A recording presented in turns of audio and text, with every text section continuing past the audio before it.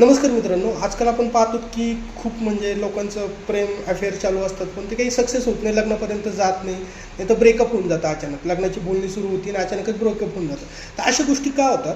मुख्य कारण असं आहे, पहा, लग्नपत्रिकेमध्ये तुमच्या सप्तमामध्ये जर शनीची रास पडली, मकर पडली, नाहीतरी कुंभ पडली, नाही तर शनी सप्तमात बसलेला असला, तर लव्ह मॅरेजचा विषय सोडून द्यायचा. शनी कसा लीगल प्लॅनेट आहे, लीगली सर्व गोष्टी होतील. अरेंज मॅरेज होईल, अरेंज प्लस लव्ह मॅरेज होईल, पण पूर्ण लव्ह मॅरेज होत नसतं कधी. शनी एक वेळेस शुक्राच्या नाही तर राहूच्या नक्षत्रात असलं तर एक वेळेस गोष्टी होऊ शकतात, पण शक्यतो होतच नाही 90% केसेसमध्ये. सप्तममध्ये केतू असलं तर लक्षात घ्यायचं की प्रेमाचा विषयच येत नाही. जर आपण एखाद्यावरती जास्त प्रेम केलं तर ती व्यक्ती फक्त तुम्ही आहात म्हणजे कन्सिडर करते, तुमच्यावर जास्त प्रेम नाही करणार कधीच ती व्यक्ती. जर तुमचा 11व्या स्थानाचा स्वामी शुक्र असेल, मंगळ असेल, गुरु असेल, कोणता पण ग्रह असेल, पण तो जर वीक असेल पत्रिकेमध्ये, नाही तर त्याची डिग्री नाही तर 0 नाही तर 5 डिग्रीपर्यंत असेल, नाही तर डायरेक्ट 27-28 डिग्री असेल, तर तो एकदम वीक होऊन जातो. 10 ते 20 डिग्रीमध्ये जे ग्रह असतात त्यांची ताकद असते.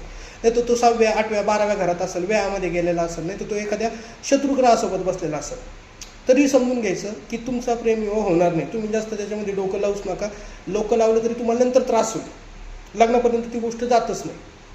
हा, जर तुमच्या सप्तमामध्ये शुक्र आहे तर 100% प्रेमविवाह होण्याचे चान्सेस जास्त असतात. राहू आहे, शुक्र आहे, तर प्रेमविवाह होऊन जातो. लक्षात ठेवायचं, प्रेमविवाहासाठी राहू, शुक्र, मंगळ हे 3 ग्रह लय महत्त्वाचे असतात. ह्या तिघांचं कॉम्बिनेशन झालं ना पत्रिकेमध्ये, कुठं जरी असलं ना थोडंफार, तर प्रेमविवाह होऊन जातो. नाही तर तुमचा 5व्या घराचा स्वामी, 7व्या घराचा स्वामी, 5वं म्हणजे कसं आहे, प्रेमाचं कारक आहे 5वा हाऊस. 5th हाऊस म्हणजे बुद्धीचं आहे, आपलं प्रेमाचं आहे. आपण एखाद्यावरती प्रेम केलं त्याचं कारक 5वं घर आहे.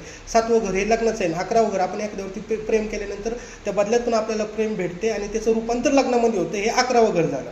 कळलं का? तर हे जे 5, 7, 11 हे दोन्ही जर चांगले असले तुमच्या पत्रिकेमध्ये, हे प्लॅनेट, हे ग्रह, हे जे राशीचे जे स्वामी आहेत ते चांगले असले, 100% प्रेमविवाह होऊन जातो. नाहीतर प्रेमविवाह तुम्हाला अडचणच येणार. नाही तर आज लग्न जमते, उद्या नाही होणार. आणि लग्नासाठी महत्त्वाची गोष्ट काय माहिती आहे, गुरुचं बळ पाहिजे तुम्हाला. जर तुमच्या पत्रिकेत गुरु चांगला असेल, नाही तर चंद्रापासून गुरुचं गोचर होत असेल, नाही तर गुरुचं सप्तम स्थानावर दृष्टी असेल, तरीसुद्धा हे होऊ शकतात गोष्टी. पहा, पण लव्ह मॅरेजला एक गोष्ट लक्षात ठेवायची, सप्तमध्ये एखाद्याचा केतू दिसला, शनी, मंगळ दिसला, राहू दिसला, 2 हात लांबच राहायचं. कारण ते तुम्हाला धोका देणार, ते प्रेम करणार पण नाहीत आणि लग्नापर्यंत गोष्टी जायला लागल्या काय, ते तिसरंच कारण तुमच्यापासून लांब होतील. जर तुम्हाला पण तुमच्या पत्रिकेविषयी जाणून घ्यायचं असेल की आपला प्रेम करायचा होता पण झाला का नाही, तर तुम्ही मला तुमची पत्रिका पाठवा, मी तुम्हाला सर्व त्याच्यामध्ये सविस्तर समजून सांगा.